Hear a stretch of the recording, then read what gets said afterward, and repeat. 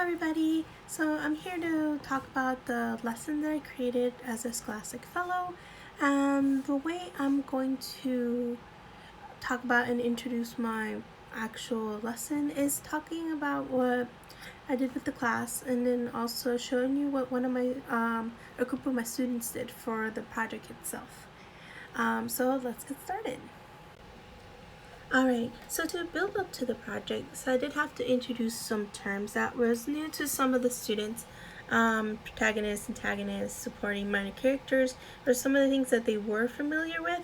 But things when we start going to the hero's journey, which is what this video game project is kind of centered about, I did include some examples as well, like for a companion, an animal or magical creature that helps our main character, kind of like Steve Trevor and Wonder Woman, Gamgee in Lord of the Rings, Timon and Pumbaa from Lion King, to kind of give some modern day examples that the students might be able to identify. Okay, I don't know that literature or movie, but I do know this one. So I did try to make it a little bit more relatable.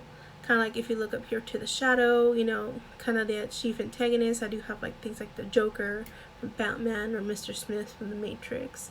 The way I did the presentation for this, I did it as closed notes. So that's basically when you have either the term or the definition blank on some sort of document, whether it be paper or digital, and then you go through the notes, and then they have a copy of the notes with them. And that's I found that to be important because they have a copy of the notes as they're actually working through the project, and move on to the actual project itself. So it is a presentation that they do have to talk about a myth, hero's journey, for a different hero from a different culture. So this is the rubric, kind of as to the presentation, kind of the eye contact. They do have a time limit for this. And I do leave that here. I did make a list for different cultures with different heroes that students could pick from, but they also have the freedom to choose a different myth or a story, but they do have to check in with me as a teacher first. And this is the kind of the sheet to kind of guide them.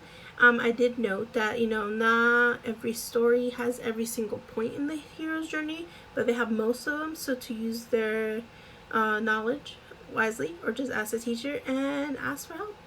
And copy of one of the games. So this one, when you put it in presentation mode, it does